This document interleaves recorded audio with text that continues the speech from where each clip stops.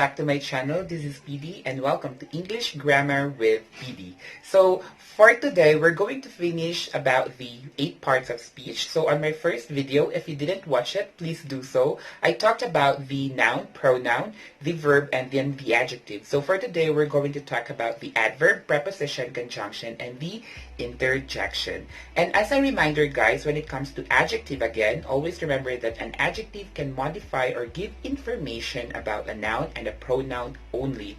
So for today, I'm going to be introducing to you the busiest, in my opinion, the busiest kind of a word, which is the adverb, okay? So for the adverb, an adverb can modify a lot. So first of all, an adverb can modify an adjective. Always remember, guys, an adverb can modify an adjective, but an adjective cannot modify an adverb because an adjective can only give information about a noun and a pronoun.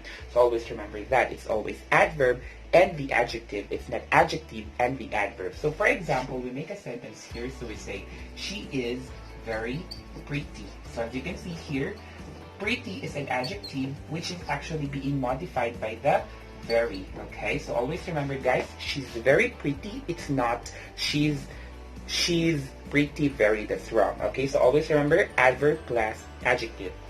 Second of all, an adverb, yes, an adverb can modify a verb. However, this is actually one of the mistakes for me of an English teacher if he or she fails to tell the student that an adverb can modify a verb. It's correct. However, the question there is that what kind of verb? So on my first video, I explained to you that there are different kinds of verbs, such as the action verb, be verb, modal verb, state verb, and then the auxiliary verb. So the question there of a student must be, what kind of verb can an adverb modify?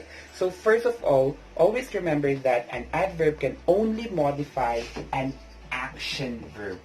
Okay? Always remember, guys, an adverb can modify only the action verb, but not the be verb. So for example, we say that she is slowly, alright? So we have here a subject and then a be verb, and then followed by slowly, which is an adverb. This is this is wrong sentence because the slowly, which is an adverb, cannot give information about the subject she, which is a pronoun, because it is the job of an adjective to give information about she, which is a pronoun. So an adjective can give information only to the noun and then the pronoun, but not adverb will give information to the pronoun because it's not the job of an adverb, okay? So in this case, this is wrong, okay? So how can we use the adverb then? So the requirement there is that you have to use an action verb. So we say, she walks slowly. So in order for you to use an adverb in your sentence, make sure that you are using an adverb. Make sure that you are using an action word, then that's the time that you can now use your adverb, okay? So now let's move on to the third one. An adverb can also give information to another adverb. Yes, it can also be like an adverb and then again another adverb, all right? So for example, let's just use the sentence which is, she walks slowly. So we have again here an action word plus the adverb. We can insert a vocab, which is an adverb. We can say, she walks very slowly. Alright, so that's also correct. So always remember, guys, that an adverb can also modify or give information about another adverb. But teacher, can an adjective modify another adjective? The answer is no, totally no, because an adjective, again, can only modify a noun and a pronoun, and it is the job of an adverb to modify the adjective, okay? And then lastly, an adverb can modify or give information about the whole sentence. Okay, so always remember, guys, for the letter D, an adverb can modify or give information about the whole sentence. Okay, so don't you worry, guys, I'm gonna be making a separate video for the adverb and then for the adjective. Okay, so now let's move on to the sixth one. Okay, for the sixth one, this is the examples are in, on, at, before, after, something like that. So those are what we call the prepositions. Okay, so for the number 6, we now have the preposition. So as you can see here, we can actually divide preposition into 2 divisions. So first one, we have pre. So as you know, guys, pre means before, right? Pre means before. And then we have the position. So therefore, guys, when you are using the preposition, it's always preposition plus noun. Okay, it's not noun plus preposition. So it's always, if you want to use the preposition, it's always preposition plus noun or a pronoun. It is not noun plus preposition, no, because as you can see here, the meaning of preposition is preposition, before position, so it must be placed before the noun or the pronoun. So always remember, guys, it's preposition plus noun. So I'm gonna be putting it this way. I'm gonna be putting a star. The star means that this is a very important rule that you must always remember. It's preposition plus noun. Okay, so for example, I'll make a sentence like, I will see you in, on, at Monday. Alright, so we say, I will see you in, on, at Monday. What's the correct preposition? Yes, the correct preposition is actually on. Why? Because we are going to use the preposition on to talk about days like Monday, wedding day, birthday, any kinds of day. We are going to use the on. Alright, so always remember, guys, on is used for the days. Now, second example, I saw her yesterday. Alright, so what do you think is the correct preposition here? In, on, or at? I saw her in yesterday, I saw her on yesterday, or I saw her at yesterday. What's the correct one? Okay, so guys, there must be no preposition there, guys. Huh? But teacher, you told me that when it comes to Monday, which is a day, it must be with the on. But no, guys, because again, going back to the general rule that I told you, is preposition plus noun. Alright? It's not preposition plus adverb. Yes, guys, and yesterday is actually an adverb. Okay, so always remember, guys, you must not put a preposition and adverb because that's wrong grammar. It's always preposition plus a noun. So the correct sentence is, I saw her yesterday. We don't say, I saw her on yesterday. Do you understand? Okay. So, secondly, this is actually one of the common mistakes of my students also when they say like, he will go to home. Alright? He will go to home. Alright? This is actually wrong. Why? Because again, home in the sentence is actually an adverb. Okay? And then to is a preposition. Going back to the general rule, it's preposition plus noun. Therefore, if you say, I will go to home, it's wrong grammar because home is an adverb. And to is a preposition. And to and adverb cannot be placed together. So, it's wrong to say that I will go to home. Just say, I'll go home. Alright? So, that's actually for the preposition. And yes, I'll be making again a separate video for the preposition. So, don't you worry, guys. Alright? So, next, now, let's go to the conjunction. And yes, I know that you're English teachers and the books that you have read, it says there that conjunctions are what we call the connecting words. Yes, they are what we call the connecting words. They connect sentences or words together. So we now have the seventh one. We have the conjunction. Okay, so conjunction is just what we call the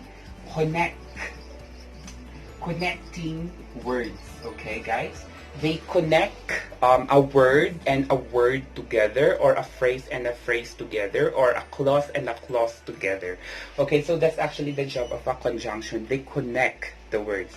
So when it comes to the conjunction, we have different kinds of conjunctions. So the first one is the what's that? Coordinate word, coordinate conjunctions. Coordinating conjunctions. All right.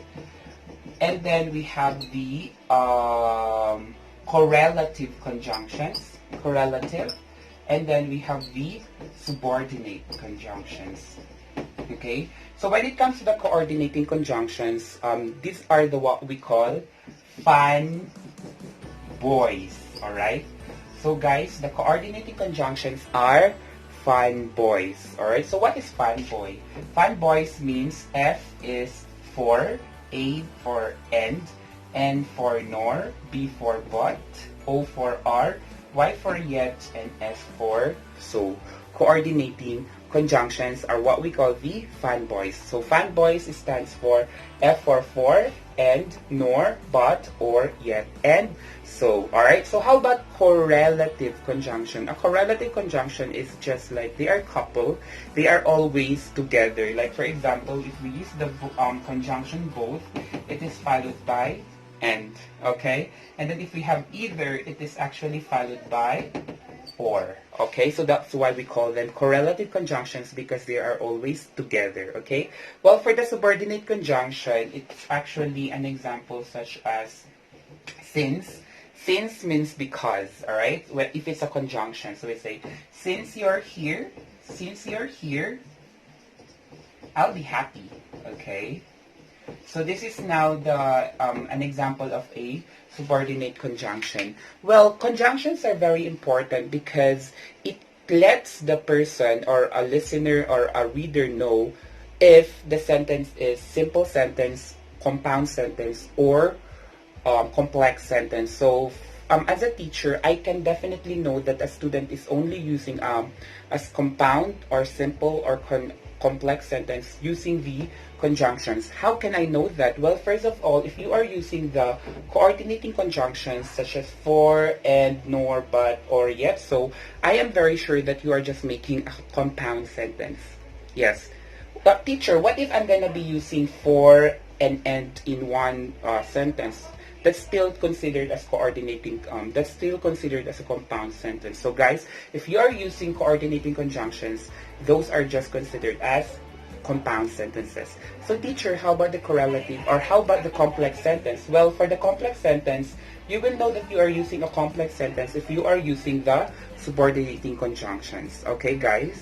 Well, don't you worry, I'll be making, again, a separate video about that one. Okay, so again, these are the conjunctions. And now, we're now ending. Okay, so now let's move on to the end. This is now the interjection.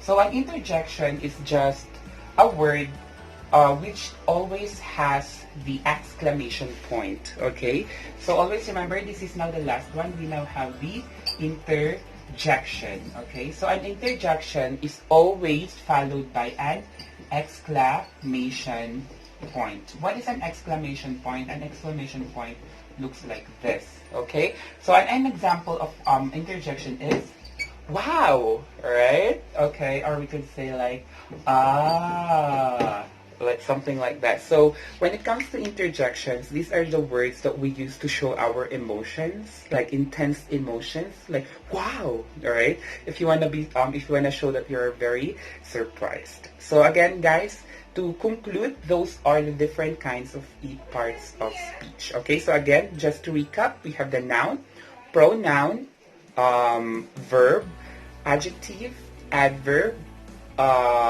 preposition, conjunction, and the interjection. So again, guys, those are the very important factors that you have to consider when you want to study grammar. You need to master the 8 parts of speech, okay? Alright, so on our next video, we're going to talk about how to locate the subject in the sentence, okay guys? Because you know, if you locate the wrong subject in the sentence, then definitely the verb will also be wrong. So our next topic will be about locating the subject. Okay, so on my next video, I want you to tell me the answer for this sentence, or the correct verb for this sentence. So for example, if I say, one of my friend or friends. What's the correct one? Is it one of my friend or one of my friends? And another question is, what do you think is the correct verb? Oh, sorry. What do you think is the correct verb? Is it is or are? So you can comment, or you can, yes, you can comment your answers below. Okay, what do you think is the correct answer? Is it one of my friend or one of my friends? And what should be the correct verb here? Should it be is or are? Okay, so please comment down below. So thank you so much again for watching, and this is PD. Goodbye.